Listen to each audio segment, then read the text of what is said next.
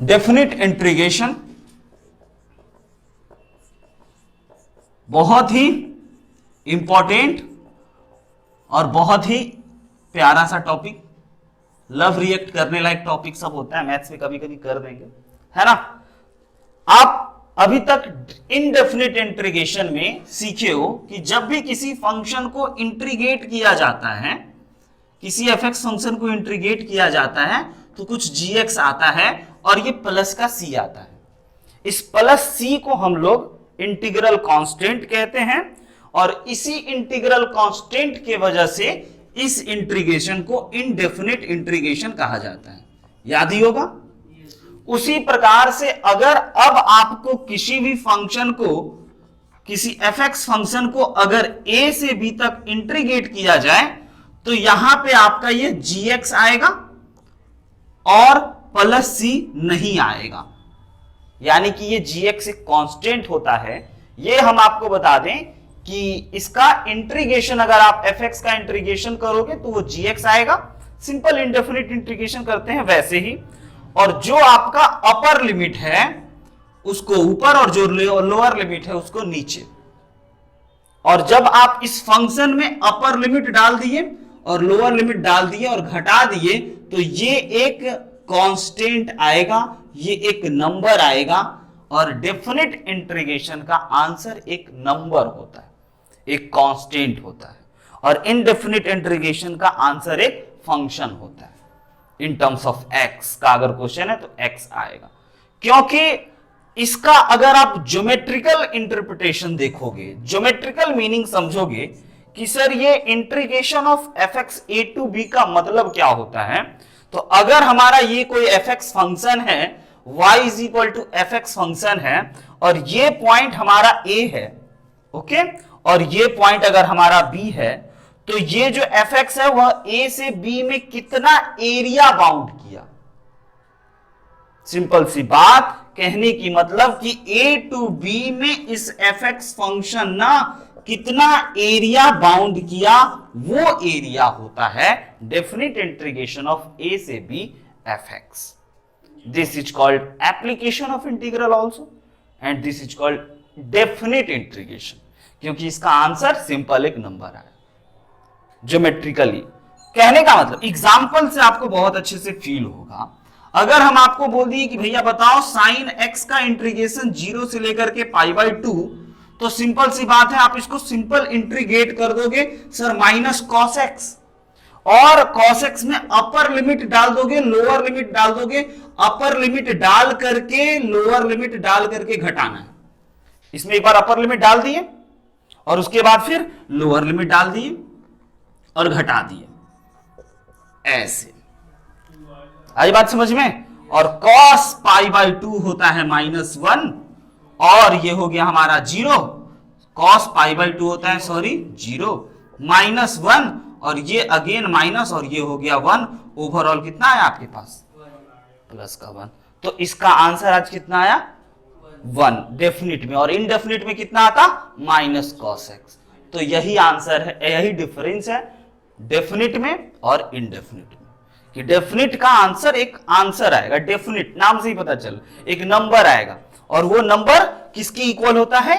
ये function a to b कोई number है, a टू b जहां से जहां आप इंटीग्रेट करोगे वहां से वहां के बीच का वो एरिया होता है।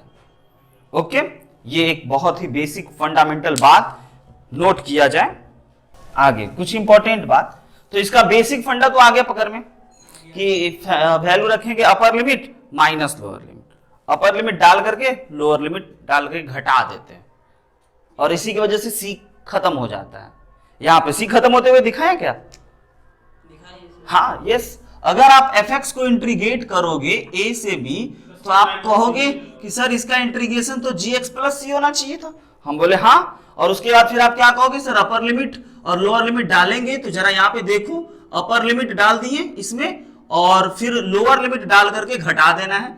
तो जहां जहां आपका x है वहां वहां आप a डाल दोगे, और अब आप ध्यान से देखो तो ये हो गया plus C minus G of A, और माइनस सी और सी से सी कट गया, तो G of B minus G of A आ गया, इसीलिए इसका नाम है डेफिनिट। यस, अप्रोच यही है इसका। अगर अब कुछ इंपॉर्टेंट बात सब करेंगे, अगर कोई फंक्शन हमारा ए से बी में डिफाइंड है और वह सी पे डिसकंटिन्यूअस है, कुछ कुछ इंपॉर्टेंट पॉइंट सब जोड़ते हुए आगे बढ़ा रहे हैं अब धीरे धीरे। If y is equal to fx is discontinuous at c और x belongs to a to b है। कहने का मतलब ग्राफ से जरा देखो क्या बोल रहे हैं। अगर हमारा ये y is equal to fx कोई फंक्शन है और यहां पे c पॉइंट है, यहां पे a है, यहां पे b है, a से b में ये फंक्शन डिफाइंड है ना, और इस c पे यह डिसकंटिन्यूअस है, टूटा हुआ है, और तब जाकर के आपको a से b तक इस फंक्शन को इंटीग्रेट करने को बोला जाए। a से b इस फंक्शन को अगर हमें इंटीग्रेट करना है ना, तो हम क्या काम करेंगे, इस फंक्शन को a से c तक कर लेंगे, मतलब a से c तक एरिया निकाल लेंगे और फिर c से b तक निकाल लेंगे, हाँ ना। सिंपल एरिया का कॉन्सेप्ट ध्यान में रखना है कि यहां से यहां तक हम लोग ये नहीं निकाल सकते हैं, तो हम a से c तक इसका एरिया निकाल लेते हैं और फिर c से a तक इसका एरिया निकाल लेते हैं, लेकिन c से हल्का कम, एग्जैक्टली c पे नहीं, क्योंकि c पे तो डिसकंटिन्यूअस है, और c से हल्का ज्यादा से लेकर के b तक का एरिया निकाल लेते हैं। सिंपल सी बात है। अगला पॉइंट, एक बात आप बताओ कि अगर किसी फंक्शन का इस प्रकार से a से b इंटीग्रेट आप किए और उसका आंसर 0 आ जाए, तो क्या आप सोचते हो, क्या समझते हो? अगर हम किसी फंक्शन को इंटीग्रेट किए a टू b और उसका एरिया, तो अगर एरिया हमारा 0 आ जाए, उसका इंटीग्रेशन 0 आ जाए, है ना? नहीं, देखिए नहीं, क्यों, मतलब क्या बोल गए? यस, अपर लिमिट लोअर लिमिट सेम होगा सर, ये जहां पे होगा वो वहीं पे होगा, तब तो एरिया 0 है, कुछ नहीं है ना। कुछ तो dx तो होगा ही होगा ना, लेकिन हम ये कह रहे हैं कि अगर आप का ये फंक्शन है, कोई फंक्शन है ना, a टू b, अगर इसका एरिया हम बोल रहे हैं 0 है, तो ये कब संभव है? जब ये a पॉइंट b पे होगा या b पॉइंट a पे होगा, दोनों एक ही साथ हो। तो दो बात हो रही है। पहली नंबर बात कि सर हो सकता है कि हमारा अपर लिमिट लोअर लिमिट बराबर हो, तभी 0 होगा, या फिर दूसरी बात ये हो सकती है कि हमारा जो फंक्शन होगा ना, वह जितना ऊपर होगा उतना ही नीचे होगा, तब तो पॉजिटिव एरिया और नेगेटिव एरिया बिकम 0। कहने का मतलब ये एक फंक्शन दिखाते हैं, लाइक ऐसे हम एक फंक्शन दे दिए, तो ये हमारा a वैल्यू हो गया और ये हमारा b वैल्यू हो गया, जितना एरिया ये बना, एज्यूम कर लेते हैं a1 बना होगा, एरिया a1 आया होगा, और ये भी एरिया a1 आया होगा, लेकिन अपोजिट साइन में, माइनस नीचे की ओर, है ना। और वैसे एरिया जब निकालोगे तो माइनस नहीं निकालोगे, क्योंकि उसको प्लस बना दोगे। लेकिन अभी हम लोग एरिया नहीं सीख रहे हैं, अभी हम लोग डेफिनेट इंटीग्रेशन सीख रहे हैं, अभी सिंपल अलजेब्रा सीख रहे हैं। तो ये नीचे होने की वजह से निगेटिव में होगा, तो हो सकता है कि जितना हमारा ऊपर होगा उतना ही नीचे हुआ होगा, यानी कि a1 इज इक्वल टू ना a2 हो गया होगा, सेकेंड वाला एरिया, और साइन अपोजिट रहा होगा। साइन के केस में भी हो जाएगा, जितना ऊपर उतना ही नीचे। तो ये दो केस पॉसिबल है। कॉस का इंटीग्रेशन 0 से लेकर पाई के बीच में, यस, कॉस का भी इंटीग्रेशन हम लोग ऐसे ही कर सकते हैं, जितना ऊपर गया होगा। लेकिन अगर आपसे कोई पूछे कि area bounded by cos x, तो जब एरिया पूछा जाए तो भाई हम इसका मॉड बोलेंगे। आ रही बात समझ में? तब हम ये नहीं बोलेंगे कि नहीं नहीं ये -a1 है। एरिया तो एक पॉजिटिव क्वांटिटी होता है, एक पॉजिटिव चीज होता है। लेकिन अगर अभी एक न्यूमेरिकल वैल्यू आता है जो एरिया नहीं है, वैसे एरिया है लेकिन एरिया की तरह से नहीं सोच रहे हैं, दोनों 0 होने का ये दो पॉसिबिलिटी होती है।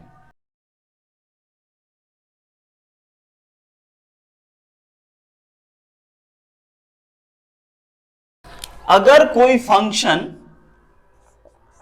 fx 0 से बड़ा हो, ओके, फर्स्ट पॉइंट, तो integration of a to b fx जो होगा वो 0 से बड़ा होगा, सहमत और नॉट सहमत? अगर कोई फंक्शन 0 से बड़ा हो, 0 से बड़ा हो कहने का मतलब कि सर x एक्सिस के ऊपर में हो, पॉजिटिव, तो इसका जो आंसर आएगा वो प्लस में ही आएगा, पॉजिटिव होगा। दूसरी बात कि अगर कोई फंक्शन हमारा 0 से छोटा हो, अगर कोई फंक्शन 0 से छोटा हो तो उसका एरिया भी सर 0 से छोटा होगा, उसका definite integration a to b भी 0 से छोटा होगा। अगर ये हमारा a है, b है तो समझ रहे हैं कि नहीं समझ रहे हैं? और अगर हम बोल दें कोई फंक्शन इक्वल टू 0 हो तो,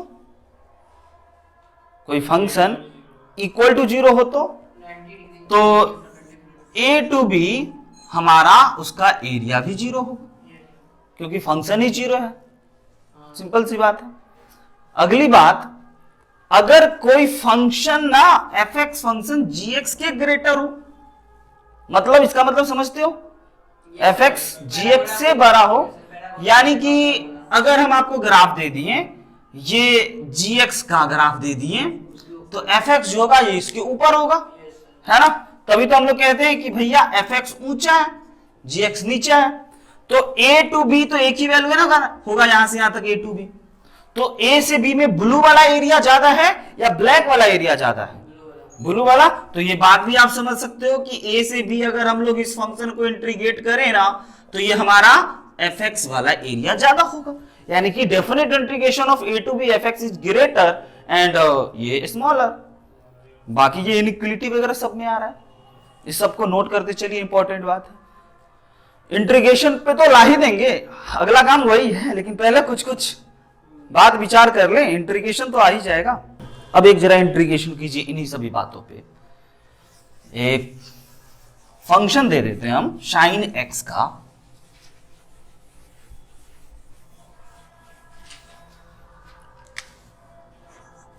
इंटीग्रेट sin x π/2 से लेकर के 3π/2, बताइए कितना आंसर आया।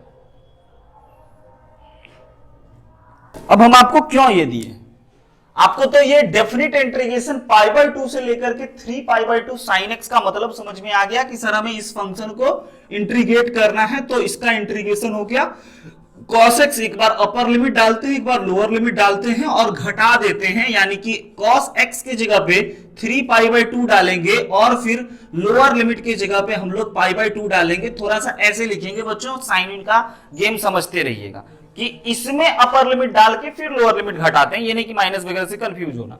और उसके बाद ये हो गया आपका 0, फिर ये हो गया माइनस और अगेन -0, वैल्यू होता है ओवरऑल 0 आया। अब जरा इसको ना, अब केवल इंटीग्रेशन नहीं है, अब आपके साथ एक और साथी है जो आपको हर जगह बचाएगा और मदद करेगा, प्ले विथ ग्राफ। कॉन्सेप्ट को समझने के लिए आपको हम सबसे पहले याद दिलाएंगे कि जरा याद कीजिए sin x का ग्राफ, तो आप कहोगे सर बहुत बचपन में सीखा हुआ, बहुत मजेदार चीज। और कहां से कहां तक ग्राफ आपको सोचना है, π/2 से लेकर के, this is called lower limit ना, भूलना नहीं, पढ़ना आना चाहिए। This is called upper limit sir, इसको लोअर लिमिट और इसको अपर लिमिट कहते हैं। तो π/2 सर यहां पे होगा, यहां पे π/2 से लेकर के कहां तक, 3π/2 तक। जरा गौर फरमाइए, जैसा कि आप अभी सोच ही रहे थे, जितना एरिया ऊपर बना है उतना ही एरिया नीचे बना होगा, और दोनों एरिया कैंसिल आउट होकर के 0 आ गया। तो आप इंटीग्रेट करके भी आपने देखा कि π/2 से लेकर के 3π/2 sin x का आंसर 0 आ रहा है, और आपने ग्राफ से भी फील करा कि यस सर π/2 से लेकर के 3π/2 के बीच में ये एरिया कुछ आया होगा, लाइक a आया होगा, और ये भी एरिया तो a ही होगा, लेकिन नीचे होने की वजह से इसका साइन निगेटिव होगा, और जब दोनों को ऐड करेंगे तो कट के 0 आया होगा। देखो फील किए, ये होता है डेफिनेट इंटीग्रेशन। इसी के बाद एरिया कर देंगे, आगे बढ़े हम अपने लेवल में। अब ये चीज फील कर ली कि क्या है डेफिनेट, क्यों है ये, है ना। Yes, next question, before properties. बहुत सारे क्वेश्चंस होते हैं एक्चुअली ना, definite integration properties based topic है। 4-5 प्रॉपर्टीज, 6-7 प्रॉपर्टीज है, उन प्रॉपर्टीज को आप जितने अच्छे से याद रखोगे उतने अच्छे सवाल बनेंगे, लेकिन प्रॉपर्टीज से भी पहले कुछ बात होती है जो जेई कई बार उठा लिया है और बहुत सारे लोगों को नहीं दिखाया, पहले हम उस पर चर्चा करते हैं। आइए अगला टाइटल लिखिए, यहां भी सब्स्टिट्यूशन ऑफ डेफिनिट इंटीग्रेशन, बिल्कुल इंडेफिनिट जैसा, लेकिन थोड़ी सी बात है, उस बातों को बताते हम आगे बढ़ेंगे। सब्स्टिट्यूशन इन डेफिनिट इंटीग्रेशन क्या होता है, बहुत ही इजी।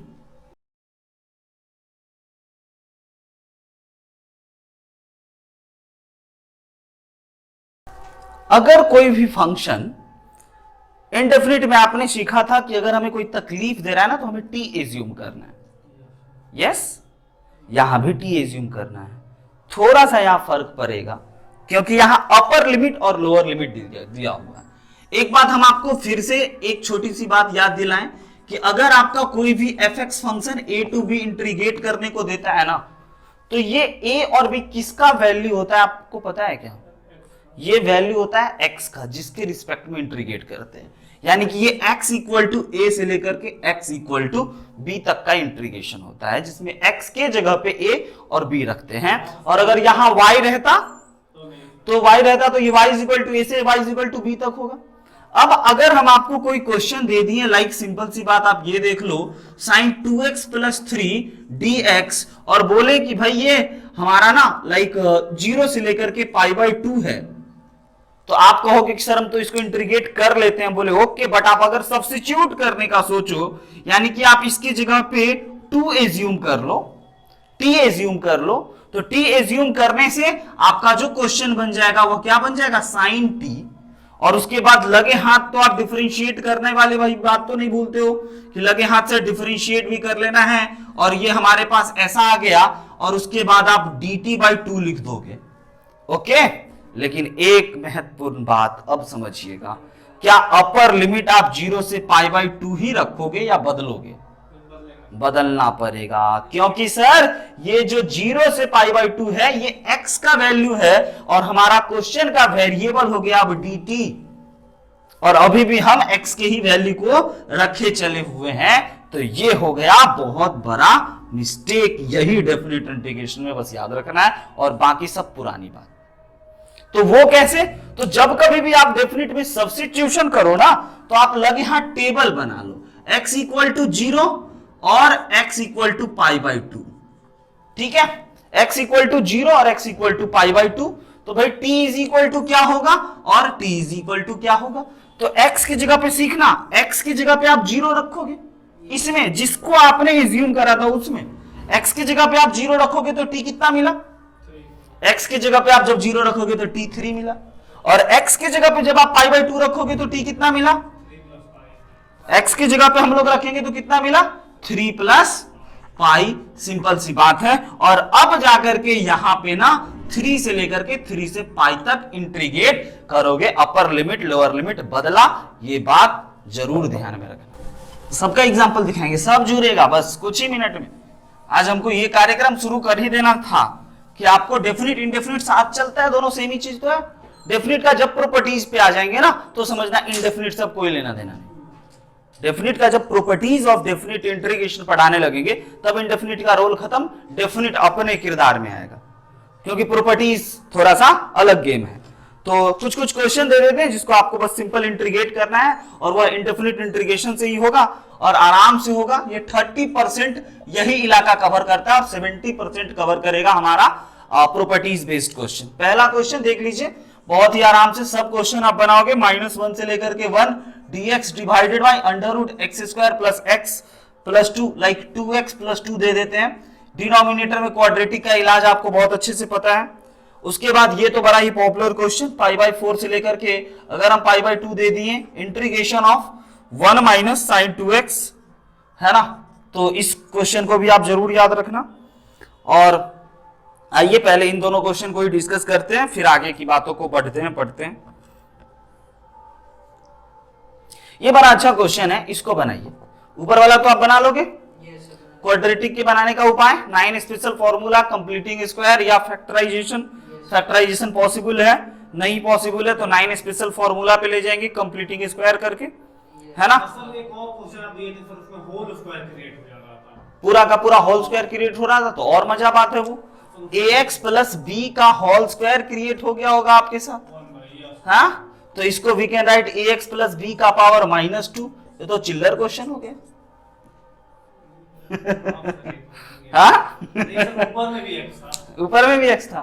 अच्छा तो नीचे में क्वाड्रेटिक था, ऊपर में x था, तो वह इस क्वाड्रेटिक पे नहीं था, वो सब्स्टिट्यूशन पे क्वेश्चन था। दूसरा मेथड, हाँ वो दूसरा मेथड पे था।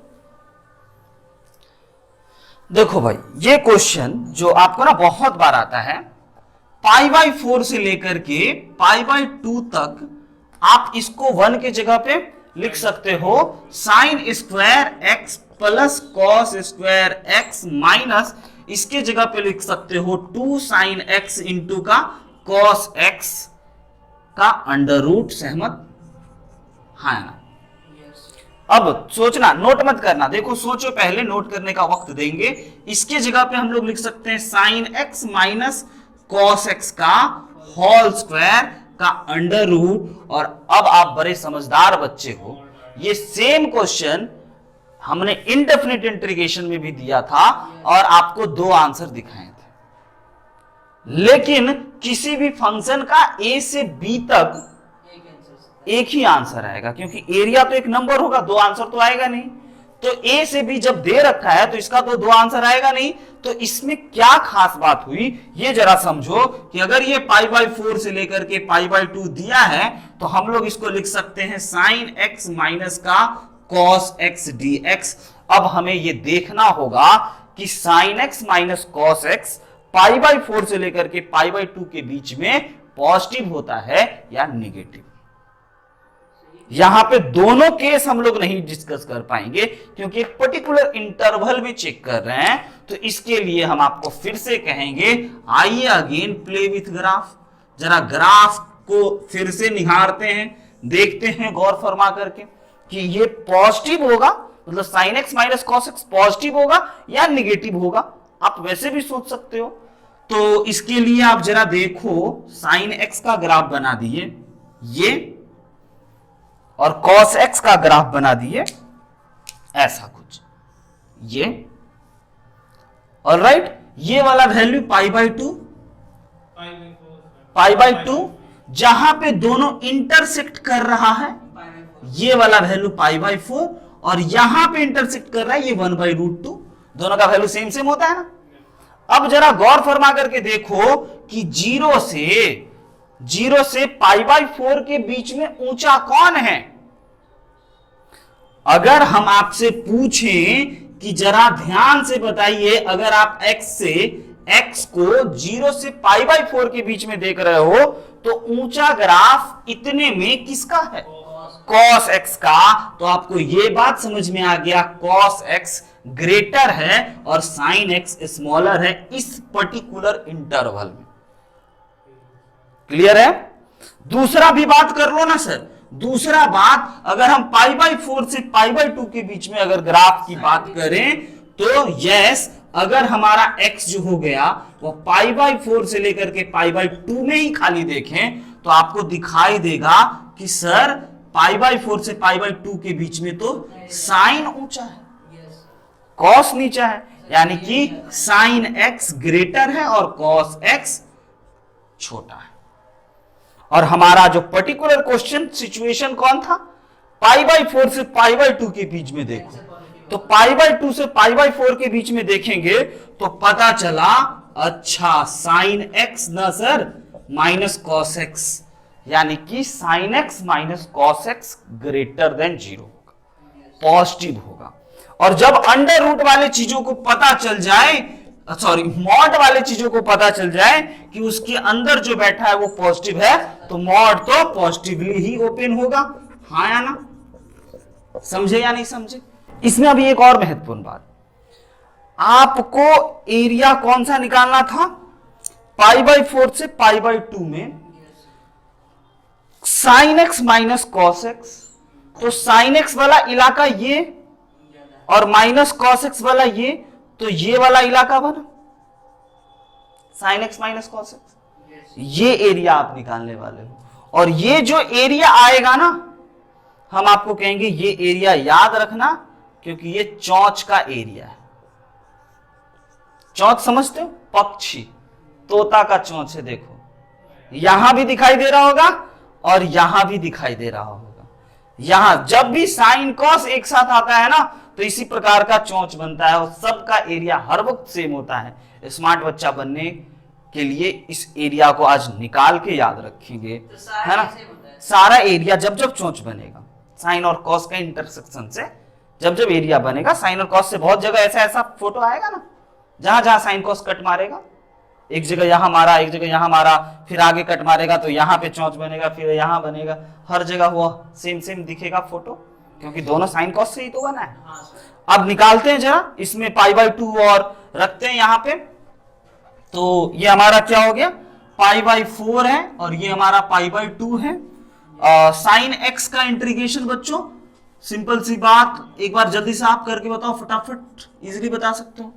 साइन एक्स का इंटीग्रेशन हो गया माइनस कॉस एक्स, है ना, और इसका इंटीग्रेशन हो गया माइनस का साइन एक्स, और इस पे अपर लिमिट कितना डालना चाहिए, पाई बाई 2, लोअर लिमिट कितना डालना चाहिए, पाई बाई 4, अपर लिमिट यहाँ पे डाल देते हैं तो कॉस पाई बाई 2 माइनस इसकी जगह पे डाल दिए तो पाई बाई 2, और उसके बाद फिर एक पूरा माइनस, और ब्रैकेट के अंदर लिख रहे हैं ताकि कोई गलती भी ना हो, माइनस का कॉस पाई बाई 4 और माइनस का साइन पाई बाई 4।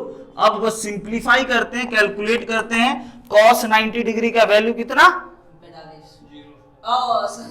0, और साइन 90 का 1, और cos 45 minus 1 by root 2, sine 45 minus 1 by root 2, इन दोनों को अगर ऐड कर दिया जाए तो ये हमारा हो गया क्या चीज, minus 2 by root 2।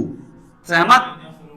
Minus 2 by 2 root 2, और इसको इससे काट दिए तो ये हो गया रूट 2। ओवरऑल आप देख रहे होगे -1 माइनस रूट 2, और अगर इसको और अच्छे से सिंप्लीफाई करें तो रूट 2 माइनस 1, ये होता है चौंच का एरिया।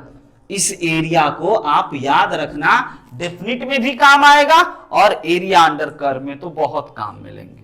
पक्षी का चोंच, पक्षी है ना, बर्ड का चोंच, ऐसे ना कुछ कुछ बकवास बात सबसे चीजें याद रखते हैं। √2 - 1 यानी कि यहां से यहां तक का आंसर, इसका आंसर 0 से π/4 से π/2 तक का आंसर कितना आया, √2 - 1। आप बोलोगे पक्षी के चोंच का एरिया, तो हम समझेंगे, हम बोलेंगे बहुत सही बात। और फिर अगर हम आपको बोले ठीक है 0 से π/4 बताओ, तो भी सर √2 - 1, क्योंकि फिर वही चोंच बना होगा उसी शेप का, है ना। तो एक पॉजिटिव एक निगेटिव, एक ऊपर एक नीचे, तब, है ना। ये पूरी बातों को अच्छे से नोट किया जाए।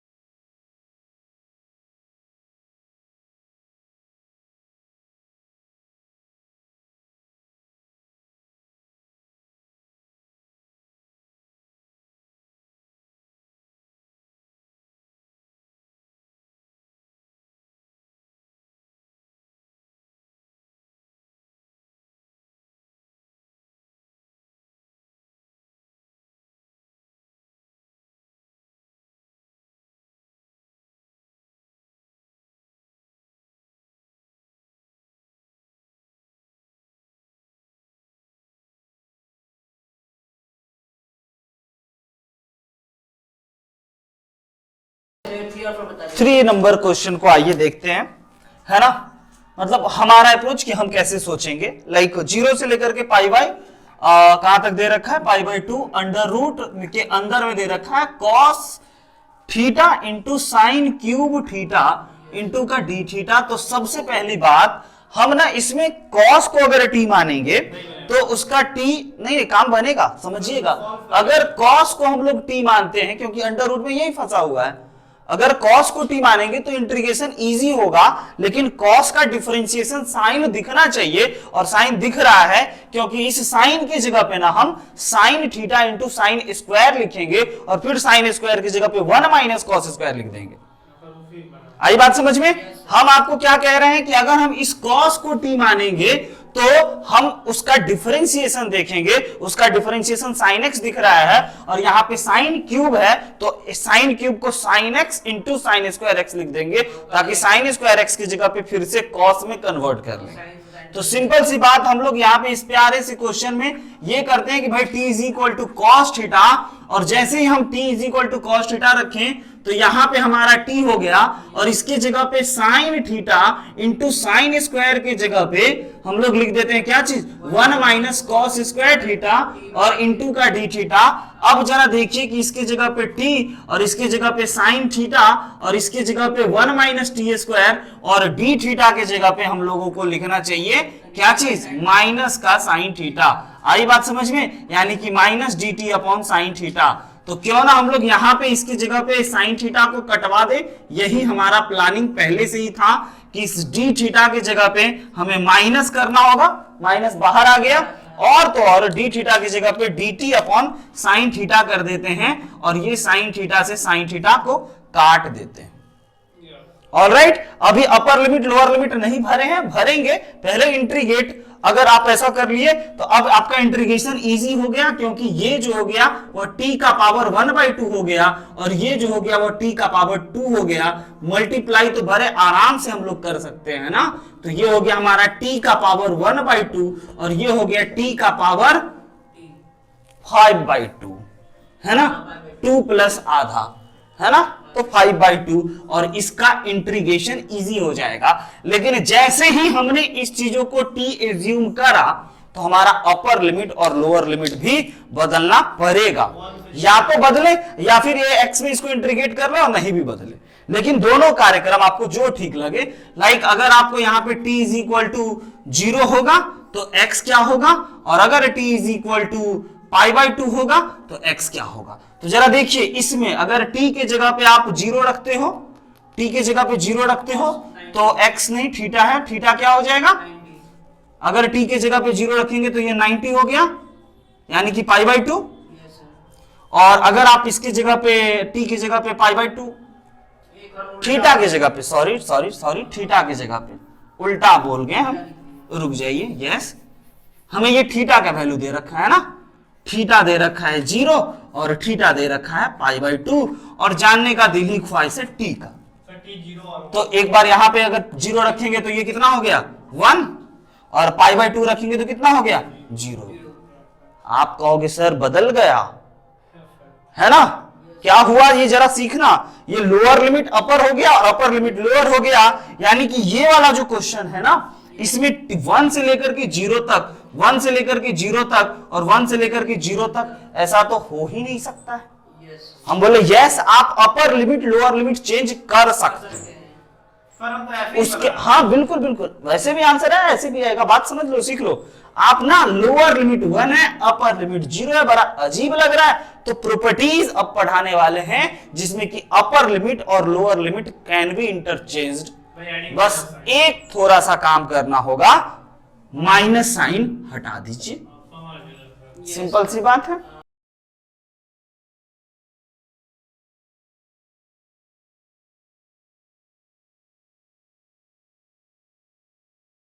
क्वेश्चन था कि 1 से लेकर के e⁻37 का integration pi sine pi ln x upon x dx। सबसे महत्वपूर्ण बात सर किसको t एज्यूम करें, पाई ln x को अगर हम लोग t एज्यूम कर लें अंदर वाले चीजों को, पूरा को पूरा, ताकि वहां साइन t दिखेगा। साइन पाई t से ज्यादा अच्छा साइन t ना, खूबसूरत, सर पाई तो अपने आप हट जाएगा, हट भी जाएगा, लेकिन हम ये कह रहे हैं कि साइन पाई t से ज्यादा अच्छा साइन t, सर कांस्टेंट का डिफरेंशिएशन तो वो 0 बाहर आ जाएगा, है ना, सिर्फ अगला सिर्फ कांस्टेंट प्लस वेरिएबल रहेगा तब कांस्टेंट का 0 होगा। यस सर, अच्छा, लेकिन यहाँ पे हमारा पाई बाहर आ जाएगा तो इस पूरे अंदर वाले चीजों को t मान लेते हैं।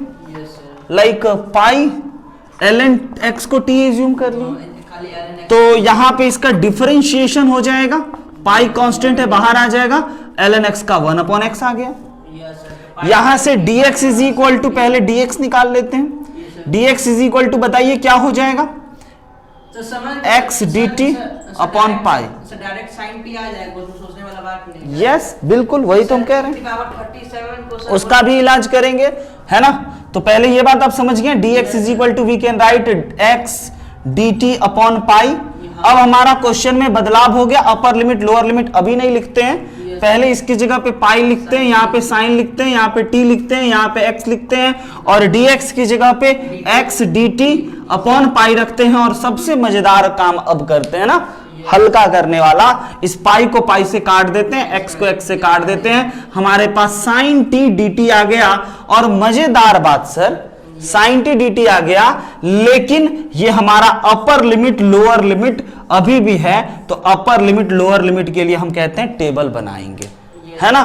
तो क्या करेंगे, x की जगह पे 1 रखेंगे, x की जगह पे जब आप 1 रखोगे इसमें, तो t क्या मिलेगा, क्योंकि log 1 तो 0 होता है, और 0 मल्टीप्लाई पाई तो 0 मिल गया, t is equal to, agree और not agree.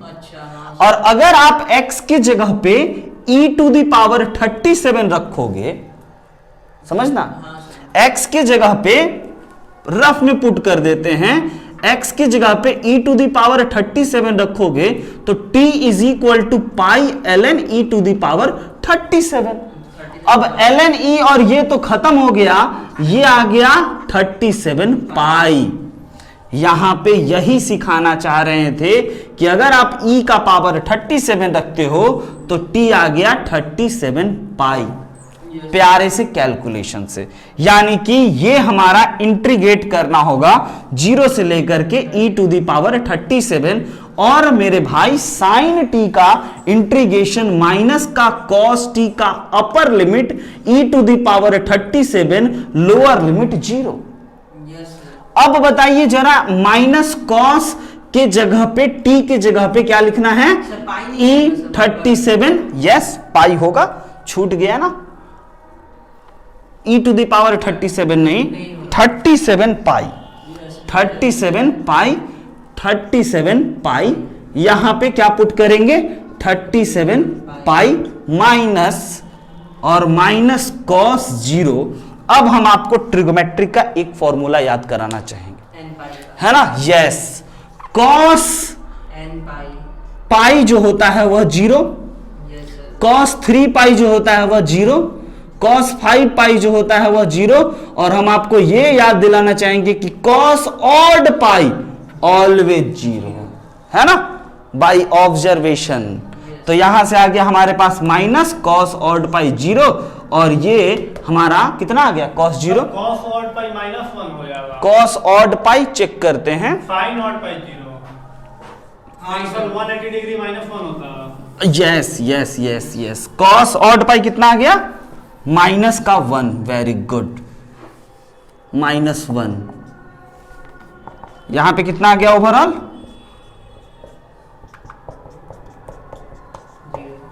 Easy.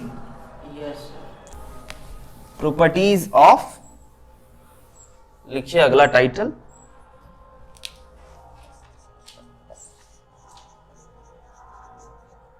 Properties of definite integration. First properties, second properties समझिएगा। फर्स्ट प्रॉपर्टीज डेफिनेट इंटीग्रेशन में क्या होता है, क्या कहता है, प्रॉपर्टीज नंबर 1। अच्छा, नंबरिंग का इंपॉर्टेंट नहीं है, क्योंकि हमारा जो प्रॉपर्टी 1 है वो किसी और का दूसरा प्रॉपर्टी हो सकता है ना। लेकिन अगर हम लोग अगर ये इकोसिस्टम सेटअप करते हैं कि बच्चों प्रॉपर्टी 1 से बनाओ, तो आपको समझ में आना चाहिए कि प्रॉपर्टी 1 हम किसको बोल रहे हैं, अगर हम लोग ऐसा सिस्टम डेवलप करते हैं तो। लेकिन हर एक किताब, हर एक बुक, हर एक टीचर के लिए ये सेम नहीं होगा, ठीक है। तो इंपॉर्टेंट बात यह है कि अगर कभी किसी फंक्शन को a से b डिफरेंशिएट किया जाए, है ना, और इस फंक्शन का वेरिएबल अगर x हो, तो अगर आप फंक्शन का वेरिएबल चेंज कर दो ना, तो भी वह दोनों सेम रहेगा। सिंपल बात, मतलब क्या बोले सर, मतलब हम बहुत आसान बोले, एग्जाम्पल में समझना, है ना, बहुत ही बेसिक सी बात बोल गए कि अगर हम 0 से लेकर के पाई बाई 2 साइन x का इंटीग्रेशन करें तो ये कुछ आंसर देगा, और यही अगर हम फिर से आपसे दूसरा इंटीग्रेशन पूछे कि बताओ जरा साइन टी dt का 0 से π/2, तो दोनों का दोनों सेम होगा। इजी कहोगे, ये कौन बताने वाली बात है? हाँ, यही प्रॉपर्टीज 1 है। इस पे बच्चों प्रॉपर्टीज 1 पहले समझो, समझ गया प्रॉपर्टी 2 भी समझो। और एक मजेदार बात बताएंगे, अगर प्रॉपर्टी 2 क्या कहता है कि अगर कोई भी function a to b integrate करा गया हो और अगर आपको ऐसा मन करे कि सर हम अपर लिमिट और लोअर लिमिट चेंज करना चाहते हैं, तो आप कर सकते हो। क्या बोले, क्या बोले? अगर आपको किसी पर्टिकुलर क्वेश्चन में मन हो कि सर हम अपर लिमिट को लोअर और लोअर को अपर बनाना चाहते हैं, तो आप कर सकते हैं। उसके लिए आपको बस माइनस साइन लगाना होगा और अपर लिमिट लोअर बन जाएगा और लोअर लिमिट अपर बन जाएगा। ठीक, ये दो प्रॉपर्टी जो इतना बेसिक है, इतना आसान है कि इस पे ना क्वेश्चंस कराना बड़ा ही डिफिकल्ट काम है, क्वेश्चंस मिलता ही नहीं है इस पे। लेकिन जेई 1-2 बार पूछ लिया है ना। ये प्रॉपर्टी इतना आसान है कि कहोगे सर इस पे बढ़िया क्वेश्चन दिखाओ जेई लेवल। ये जेई लेवल का तो नहीं है ना, बिल्कुल, ये तो बोर्ड से भी नीचे गिर गया। लेकिन जेई लेवल का बड़े मुश्किल से, बड़े मेहनत से क्वेश्चंस ढूंढे हैं, है ना। प्रॉपर्टीज 1 और प्रॉपर्टीज 2 पे बढ़िया बढ़िया क्वेश्चन, है ना, वो आपको दिखाएंगे। लेकिन उसके लिए थोड़ा सा अभी और टाइम लगेगा। चलते हैं प्रॉपर्टी 3 पे। याद रखिएगा सर प्रॉपर्टी 1-2 पे आप बोले थे कि कुछ शानदार क्वेश्चन दिखाना है ना। चलते हैं प्रॉपर्टीज नंबर 3 से। क्वेश्चन की भरमार, बहुत सारे किताब में, बहुत सारा किताब पलट लो, आपको प्रॉपर्टीज 1 प्रॉपर्टीज 2 पे कोई क्वेश्चन नहीं मिलेगा, क्योंकि कुछ है ही नहीं। लेकिन इसका यूज करके जब हम क्वेश्चन बनाएंगे तब ज्यादा मजा आएगा। प्रॉपर्टीज नंबर 3 क्या कहता है?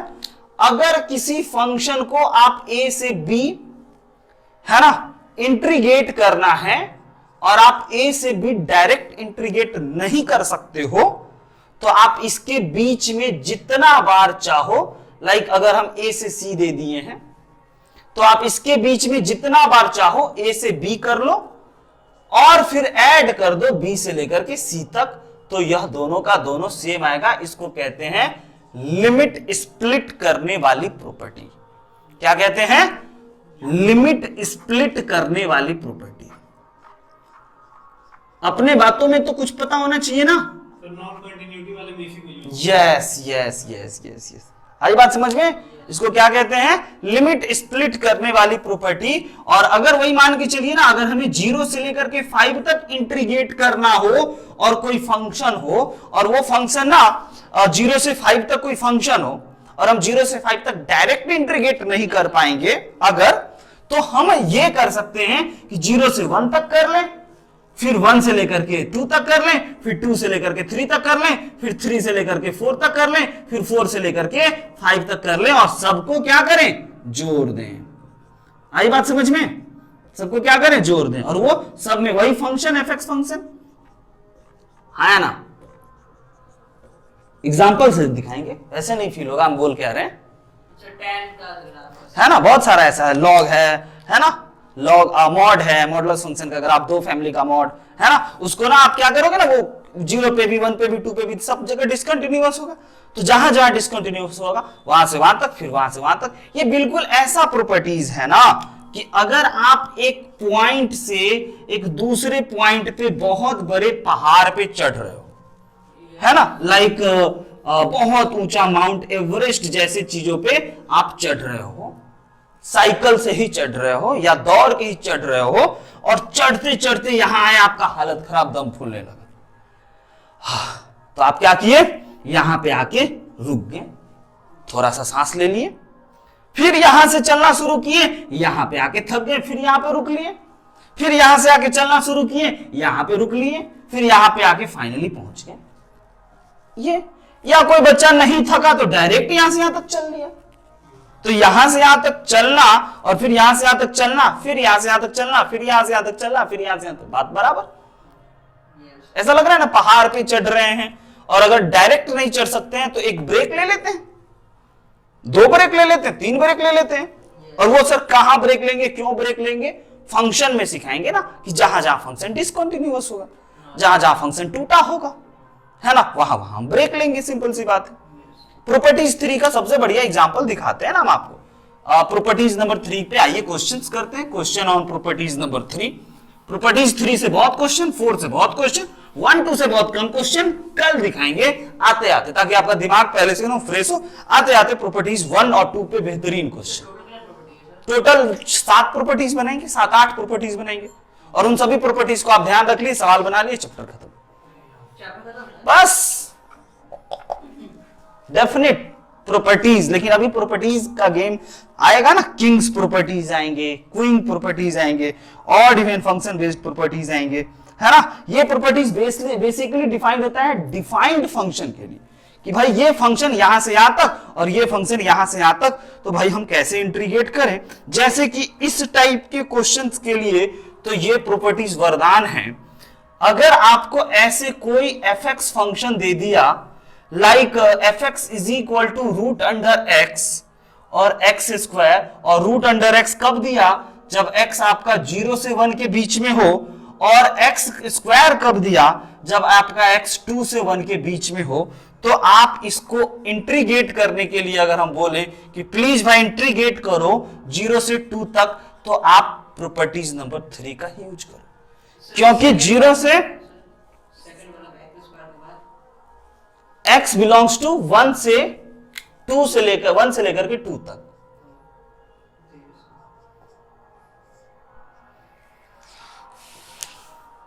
आई बात समझ में? क्योंकि ये फंक्शन 0 से 1 के इंटरवल में कुछ और है और 0 से 2 के इंटरवल में कुछ और है, और आपको कहां से कहां तक इंटीग्रेट करने को बोल रहा है, 0 से 2 तक। आप 0 से 2 तक डायरेक्ट तो नहीं कर सकते हो, 0 से 2 तक करोगे तो ये लिखोगे कि ये लिखोगे, तो सर इसमें दोनों अलग अलग बात। तो हमें 0 से 1 तक करना चाहिए इस फंक्शन को, और 1 से 2 तक करना चाहिए इस फंक्शन को। यानी कि 0 से 2 तक करना है तो 0 से 1 तक कर लेते हैं इसका, और फिर 1 से लेकर के 2 तक कर लेते हैं इसका। प्रॉपर्टीज नंबर 3 अप्लाई होते हुए दिखा क्या?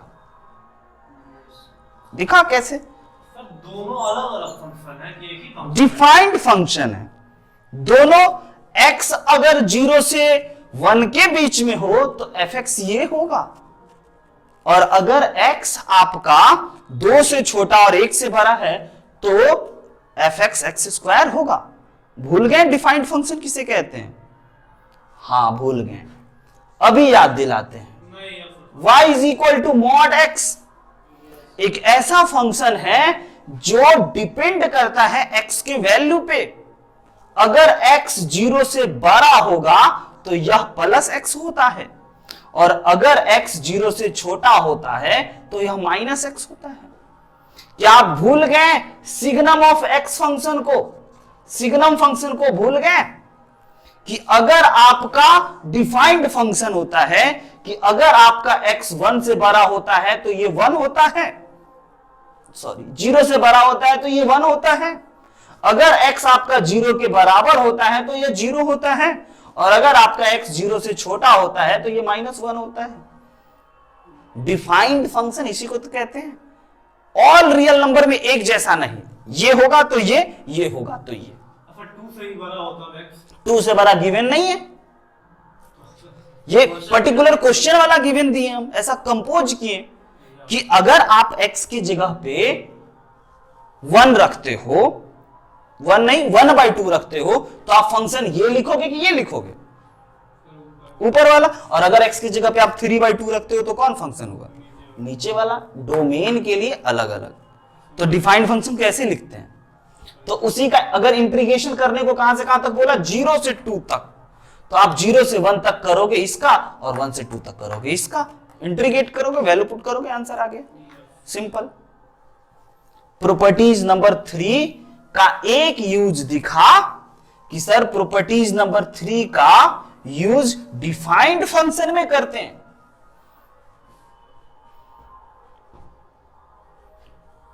जब जब फंक्शन एक वैल्यू से दूसरे वैल्यू तक जाए। हाँ या ना, ध्यान में समझे, आया। दूसरा सर हम लोग कहां पे करते हैं?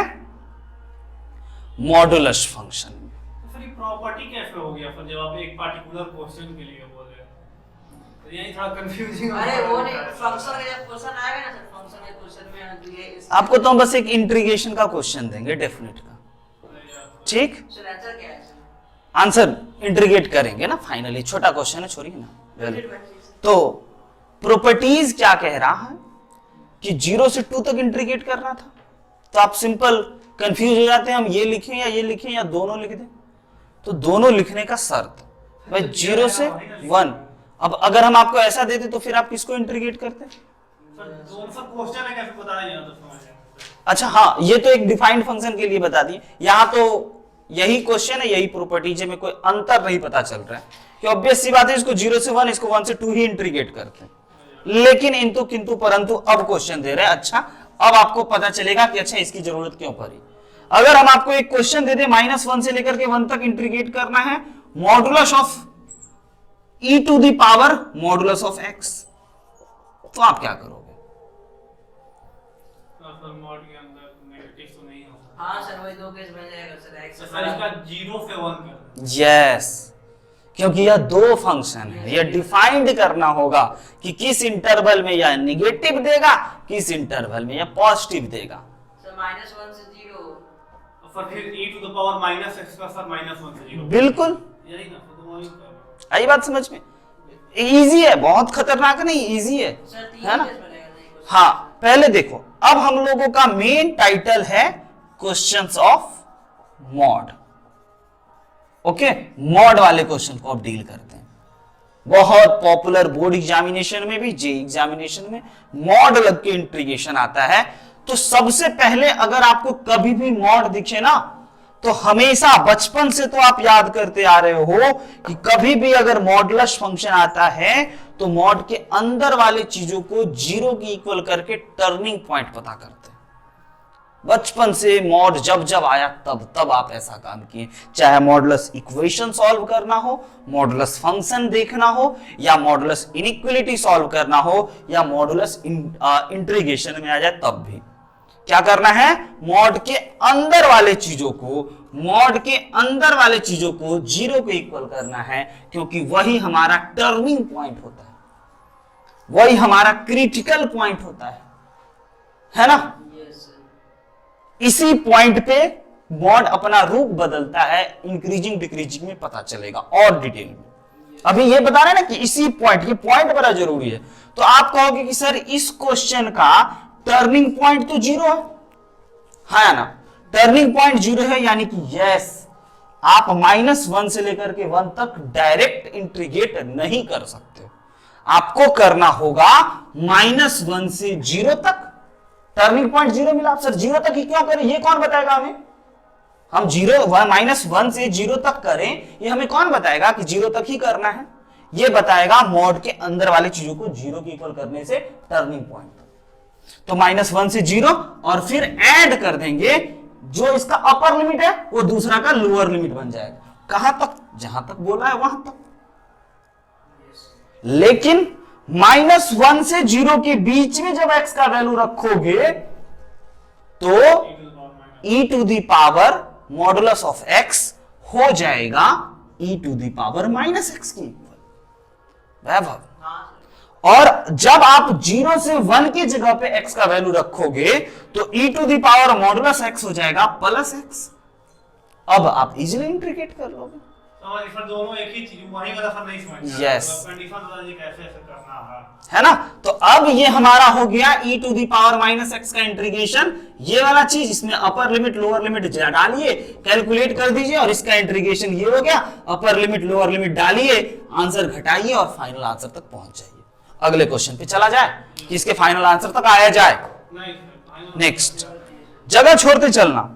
अब आपको कौन बताएगा कि कहां से कहां तक बीच में इंटीग्रेट करना है? मॉड के अंदर वाले लोग।